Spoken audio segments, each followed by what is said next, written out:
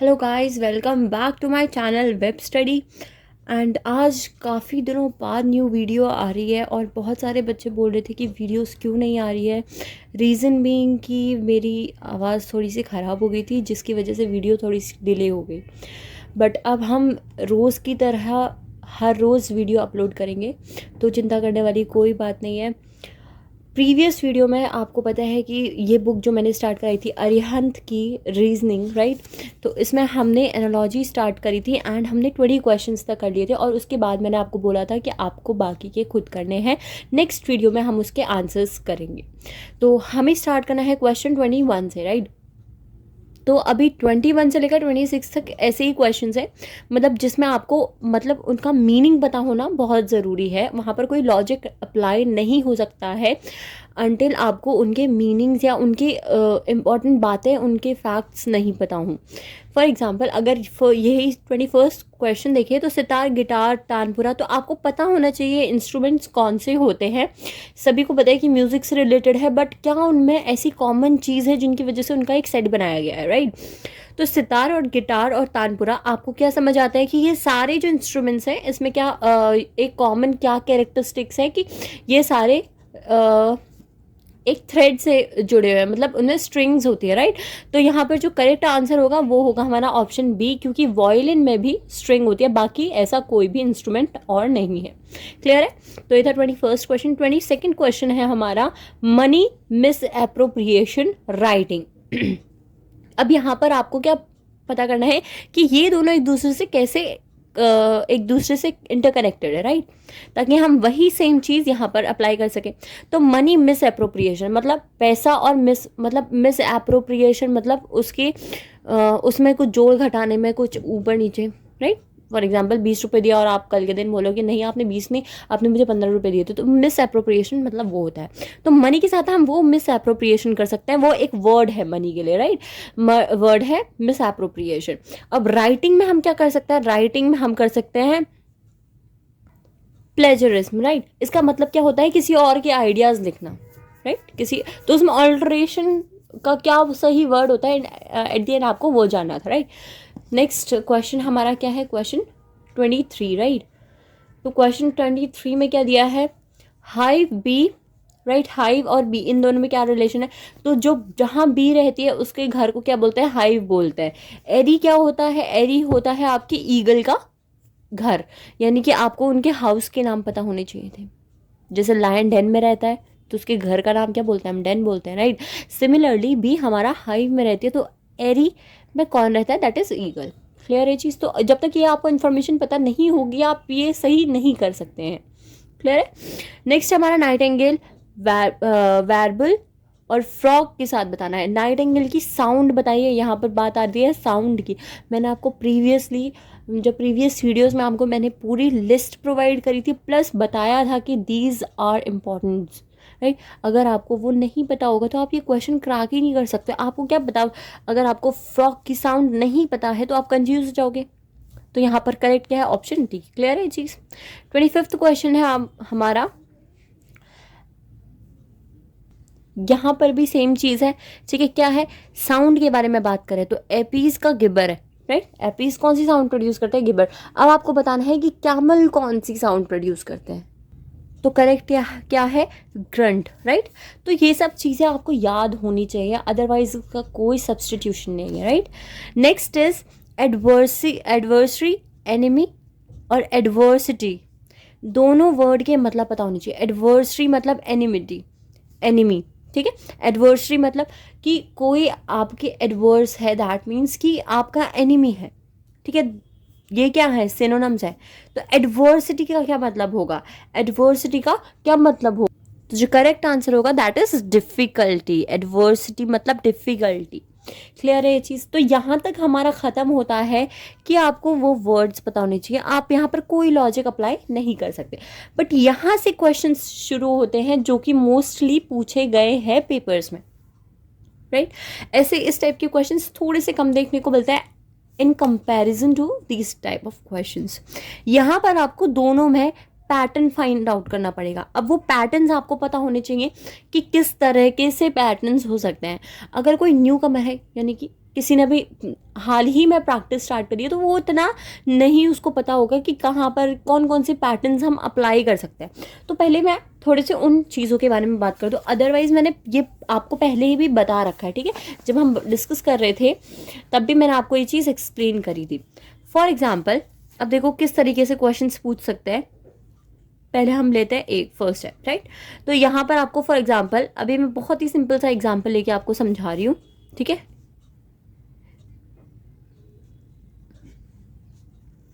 तो ये मैंने एक एग्जाम्पल ले लिया।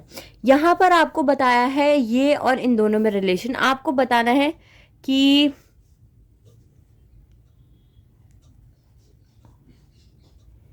इसका रिलेशन किसके साथ बनेगा। तो आपको पहले पैटर्न फाइंड आउट करना है कि पैटर्न है क्या, क्या पैटर्न है यहाँ पर। तो देखो ए और ई, ए और ई में मतलब ए क्या है आपका 1 है, ई का नंबर क्या होता है 5 होता है, राइट।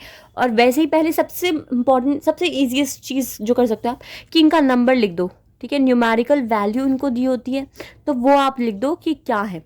तो यहाँ पर आपको क्या देखने को मिलता है कि 1 में +4 करते हो तो आपका ये 5 बनता है। सिमिलरली यहाँ पर 2 में अगर आप +4 करते हो तो आपको 6 मिलेगा, 3 में +4 करोगे तो 7 मिलेगा, और 4 में +4 करोगे तो 8।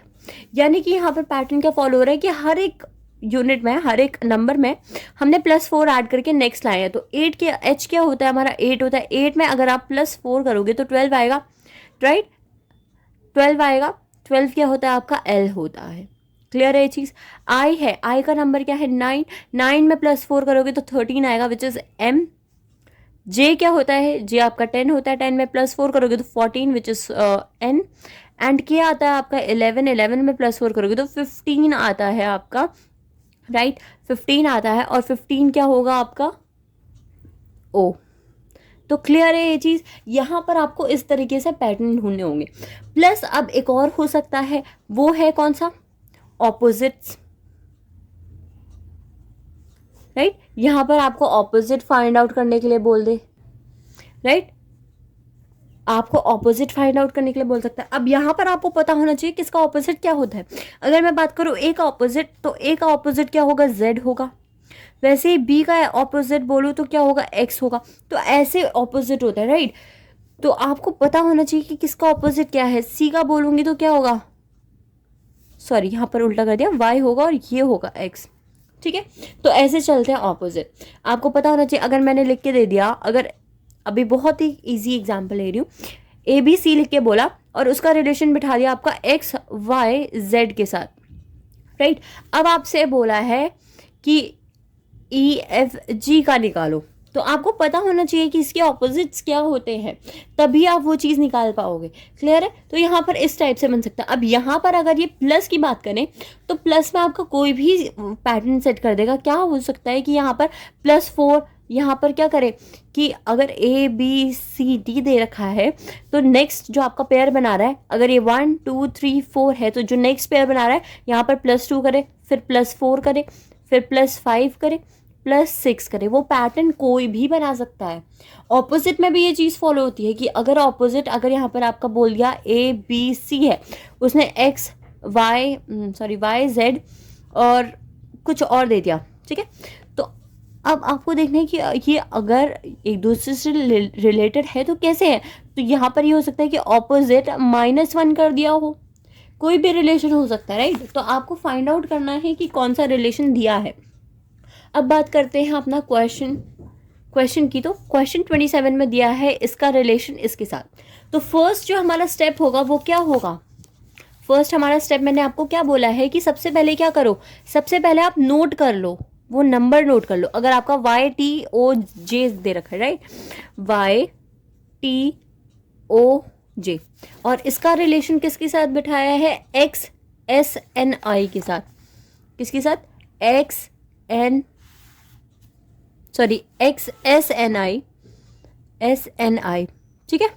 तो पहले फर्स्ट स्टेप जो हमारा है इन दोनों में रिलेशन, मैंने क्या बोला, पहले नंबर लिखो। y क्या है 5 20 15 और 10, ठीक है। ये मैंने क्या कर दिया, इनके नंबर लिख दिए। इसका क्या है 24 19 14 एंड 9। तो यहाँ आपको पैटर्न दिख रहा है कि 25 से -1 करा है तब जाके 24 गया है, 20 से यहाँ पर क्या करा है -1 करा है तब ये गया है 15 से -1, और यहाँ पर भी -1, यानी कि जो पैटर्न फॉलो हो रहा है दैट इज व्हाट -1। ठीक है, इसका -1 कर दिया और ये निकाला। तो अगर मैं देखूं, अब मेरे को रिलेशन किसके साथ निकालना है, WRMH, मुझे लिखने की जरूरत नहीं है, इतना मैं कर सकती हूँ। W क्या है मेरा 23 है, 23 में -1 करोगे 22 आता है। 22 कहाँ पर होता है, V में होता है, V का नंबर क्या होता है 22। तो इसका जो करेक्ट आंसर होगा क्या होगा 22, जो कि ऑप्शन ए में दिख रहा है। क्लियर है ये सभी को, क्लियर है। अब ये मैंने आपको कॉपी में अच्छे से एक्सप्लेन करा है तब जाके इतना टाइम लगा है, वरना आप इतना टाइम नहीं लगाते। यहाँ आपको दिखता कि y क्या है मेरा 25 है और ये क्या है मेरा 24 है, T20 है, S19 है। तो मुझे पैटर्न समझ आ रहा है, क्लियर है ये चीज़। ये आपको तभी समझ आएगा जब आप इन अल्फ़ाबेट्स के नंबर याद करोगे। बहुत इंपॉर्टेंट है नंबर याद करना, नंबर आपको याद होने चाहिए, अदरवाइज़ ये आपके लिए बहुत डिफ़िकल्ट होने वाला है। अगर नंबर याद है तो आपके लिए बहुत ईजी है, क्लियर है। ओके, नेक्स्ट देखते हैं TSR, और ये दे रखा है हमारा। ठीक है, तो T क्या होता है 20, F क्या है 6, ओके 19 और 18, ये क्या है 6 5 D और 6 5 और 4। ठीक है, तो यहाँ पर मुझे दिख रहा है रिलेशन, देखो 20, 19 और 18 का रिलेशन किसके साथ है किसके साथ है 6 5 और 4, 6 5 और 4, राइट। तो पहली चीज मैं क्या देख रही हूँ यहाँ पर, इनवर्स में उल्टा कंटिन्यूअस है ये। ठीक है, यहाँ पर भी इनवर्स में क्या है कंटिन्यूअस है। ठीक है, अभी मैंने क्या करा, अभी मैंने ये नहीं देखा, इनके बीच में मुझे इतना कोई खास रिलेशन नहीं नजर आ रहा है, तो अभी हम ऐसे देखते हैं। ठीक है, दूसरा क्या दिया है WVU, W का नंबर क्या होता है 23, V का नंबर 22, U का 21। ओके, ठीक है, ये दिख गया सबको। पहली चीज मैं करती हूँ, ऑप्शन में देखती हूँ क्या सारे ही ऑप्शन मेरे को कंटिन्यूअस दिए हैं या फिर ऐसा है कि अलग अलग दिए हैं। अगर मैं देखूँ CAB तो ये कंटिन्यूअस नहीं है, ये हट गया मेरा। ठीक है, MLK ये मेरा कंटिन्यूअस है 13 12 11। ओके, नेक्स्ट देखते हैं PQS, तो ये 16 17 19, ये भी नहीं है क्योंकि मुझे बैकवर्ड में जाना है ना, कंटिन्यूअस में, बट बैकवर्ड में जाना है। G7 6 और 8, ये भी नहीं है। दैट मीन्स जो करेक्ट आंसर है ये एक ही है, क्योंकि यही एक ऐसा सेट है जो कि क्या है कंटिन्यूअस है। क्लियर होगी ये चीज़, हमें इतना कुछ कैलकुलेट करना पड़ा नहीं। ओके, नेक्स्ट देखते हैं, ये हो गया हमारा। नेक्स्ट देखते हैं, नेक्स्ट है MAD 13 1 एंड व्हाट 4। ओके, तो पहला हमारा क्या बना, नेक्स्ट देखते हैं 13 1 एंड 4, इसका रिलेशन किसके साथ बनाया है JXA, that is what JXA is what 10 24 and 1, right, 10 24 and 1। Okay, यहीं से ही मुझे, जैसे ही आप नंबर लिखोगे ना आपको पैटर्न खुद समझ आ जाएगा। यहाँ आप देख रहे हो, क्या देख रहे हो, -3 है, यहाँ पर क्या है -3 है, और यहाँ पर क्या है -3। पैटर्न क्या हमारा फॉलो हो रहा है, -3 हो रहा है। तो बस फिर ऑप्शन में ढूंढो, R क्या है 18 है, 18 में -3 करोगे क्या होगा 15 होगा, राइट। 15 क्या होता है हमारा O होता है, अब 2 जगह O है। नेक्स्ट देखो U क्या होता है 21 होता है, 21 में माइनस क्या करना है आपको 3 करना है, 21 में -3, 19 18 क्या है R, यानी कि यही हमारा जो है वो करेक्ट आंसर है। अदरवाइज आप एक और बार चेक कर सकते हो ना। N हमारा होता है 14 में -3 करोगे 11 आता है, और क्या होता है कि हमारा 11 है। क्लियर हो गया, ठीक है, क्लियर हुआ। अब मैं क्या कर रही हूँ, आपको बिना कॉपी में सॉल्व करे आपको समझाने की कोशिश कर रही हूँ, क्योंकि आप वो माइंड में कैलकुलेट करोगे। अदरवाइज फिर एक बार कॉपी की आदत लगी फिर कॉपी में ही रह जाओगे। जितनी ज़्यादा हो सके उतनी ज़्यादा माइंड में कैलकुलेशन करो। नेक्स्ट देखते हैं, नेक्स्ट क्या है UH। अच्छा, तो U क्या होता है हमारा, U होता है हमारा 21 और फिर ये क्या है 22 +1 यहाँ पर मुझे दिख गया। नेक्स्ट देखती हूँ, ये मैंने कैसे देखा, मैं आपस में भी तो रिलेशन बना सकती थी, बट मैंने क्या देखा U और H में काफ़ी गैप हो जाता है। एंड यहाँ पर मुझे कोई दिख नहीं रहा है, ठीक है। इतना तो आप माइंड में कर सकते हो भाई, यू और एच में बहुत गैप हो जाता है, यू मेरा 21 है, एच मेरा 8 है, तो बहुत गैप हो गया, यानी कि यहाँ पर मुझे आपस में कोई रिलेशन नहीं दिख रहा है, तो मैंने एक बार यहाँ करके देख लिया, ठीक है। तो यहाँ मुझे दिखा कि ये क्या हो रहा है, +1 हो रहा है फर्स्ट वाले के साथ, 8 है, ये 9 है, again +1, 3 4 again +1 and 4 5 again +1 and यहाँ पर भी +1 का बन रहा है, तो O15 होता है, 15 + 1 16, तो पहला क्या बन गया, P बन गया, और जो करेक्ट होगा दैट इज दिस। क्लियर है? किसी को कोई डाउट? इतना आप माइंड में कैलकुलेशन कर सकते हो। अगर आपको अल्फ़ाबेट्स के नंबर याद नहीं है तो then I can't help you. मैंने आपको बोला है, अगर किसी भी बच्चे को लगता है कि उसको नहीं याद हो रहे हैं अल्फ़ाबेट्स के नंबर, याद करना बहुत ज़्यादा डिफ़िकल्ट हो रहा है, तो आप मुझे कमेंट बॉक्स में लिख के ज़रूर बताएं। मैं उसके लिए एक स्पेशल वीडियो बनाऊंगी जिसमें मैं आपको ट्रिक सिखाऊंगी how to learn numbers of the alphabet, okay. Otherwise बहुत ईजी होता है, याद कर लो गाइज, वरना ये चैप्टर में आपको बहुत प्रॉब्लम्स फेस करने पड़ सकते हैं। नेक्स्ट क्वेश्चन लेता है। नेक्स्ट क्वेश्चन इज 31 में क्या है, E5 है मेरा, ठीक है। आपस में देखो एक बार, E5 C3 5 9, नहीं कोई रिलेशन नहीं, ओके। नेक्स्ट देखो, अब यहाँ पर आप देख रहे हो आपको थोड़ा सा अटपटा लग रहा है, बट एक चीज़ आप देखो, E है, E C C E E, अच्छा, यानी कि यही सेम चीज़ लिखी है बट इनवर्स में लिखी है, ठीक है, रिवर्स करके लिख दिया है। तो आपको भी यही सेम चीज़ ढूंढनी है, रिवर्स में देखनी है, तो VANISH, VANI नहीं, VA यहाँ करो, VANISH, यानी कि ऑप्शन सी जो है that is the correct option. Clear? Okay, next question देखते हैं। नेक्स्ट क्वेश्चन क्या है, AZBY। अच्छा, यहाँ पर मैंने एक पैटर्न देखा कि भाई A में +1 करा तो B आया, Z में -1 करा तो Y आया, C में +1 करा तो D आया, और X में -1 करा तो ये आ गया। यानी कि A से यहाँ पर क्या करा, +2 करा, और Z से यहाँ पर क्या करा, Z से यहाँ पर क्या करा, -2 करा, ठीक है। तो E से यहाँ मेरे को -2 करना है। आपस में भी मुझे रिलेशन मिल गया, बट आपस वाला रिलेशन ना मेरे को क्या कर सकता है, मैं यहाँ पर अगर आपस का रिलेशन देखूंगी तो मुझे ये नहीं पता चलेगा कि मेरा यहाँ जो नंबर आएगा उसका फर्स्ट वर्ड क्या होगा। अगर मुझे फर्स्ट वर्ड पता चल गया तो मैं आपस का रिलेशन वहाँ पर यूज कर सकती हूँ। मैं बताऊंगी कैसे। देखो यहाँ पर आपका क्या है, A में +3 करा है, तो E क्या होता है, 5 होता है, 5 में +3 करोगे तो H आता है, राइट। बट यहाँ पर मुझे H क्यों नहीं दिख रहा, ओके सॉरी, A में +2 करा है, तो हम भी E में +2 करेंगे, E में +2 करेंगे तो 7 आएगा, 7 हमारा 3 जगह दिया है, राइट। अब देखो A में हमने क्या करा था, +1 करा, यहाँ पर भी C में D में +1, तो यहाँ पर E में +1 करके F करा है, तो यहाँ पर G में हमें +1 करना है। ये हट गया मेरा, ये मेरा करेक्ट है, और ये हट गया। अब मुझे इतना करना ही नहीं पड़ा, इतना मुझे कैलकुलेशन करनी नहीं पड़ी, मुझे इतने में ही पता चल गया। क्लियर है? पहले मैंने देखा कि इनका आपस का भी रिलेशन बन रहा है और इनका आपस ये दो ग्रुप का भी बन रहा है, तो मैंने क्या करा, यहाँ का फर्स्ट वर्ड ढूंढने के लिए मैंने इनके दोनों के रिलेशन को जाना कि भाई A में अगर +2 कर रहे हो तो C आ रहा है, तो मैं E में +2 करके क्या करूँगी, G निकालूंगी। अब G मुझे 3 जगह दिखाया है, तो कौन सा वाला लूँ, तो देखो भाई A में +1 करा B, C में +1 करा D आया, वैसे ही E में +1 करा तो F आया, तो G में भी हमें +1 करना है सो दैट H आए, और H हमें एक ही ऑप्शन में दिख रहा है, थर्ड प्लेस में, ठीक है, तो वही ऑप्शन सही होगा। क्लियर है ये चीज? ओके, नेक्स्ट देखते हैं। Next is what, 33। Okay, AHOP, आपस में मुझे कोई इतना खास रिलेशन दिख नहीं रहा है, बट दिख भी सकता है, पर हम दोनों ग्रुप में देखते हैं। A में +2 करा तो C आया, H में क्या करेंगे हम, +3 करेंगे तो K आएगा, O में O इज 15 में +4 करा, और P क्या है, 16 है, 16 में +5 करा।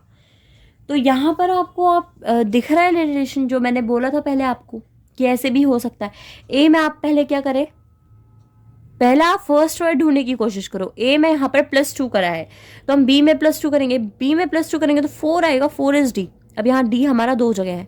सेकंड देखो, H में क्या करेंगे हम, H 8 होता है, K 11 होता है, ठीक है, तो हमने +3 करा है यहाँ पर, ठीक है, 8 9 10 एंड 11, 3 प्लस करा है।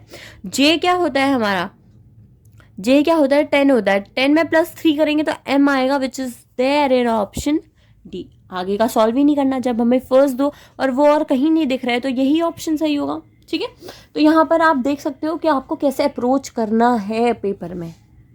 ठीक है, कि आपको दो ज़्यादा पूरा सॉल्व करने की ज़रूरत ही नहीं है। हम थोड़ी बोर्ड में बैठे कि हमें पूरे स्टेप बाय स्टेप दिखाना है और पूरा एंड का ऑप्शन निकालना है। हमें 4 में से 1 टिक करना है और हम ऐसे टिक करेंगे कि हमें जल्द से जल्द आंसर मिले। क्लियर है ये चीज़? ओके, नेक्स्ट देखते हैं। नेक्स्ट क्या है?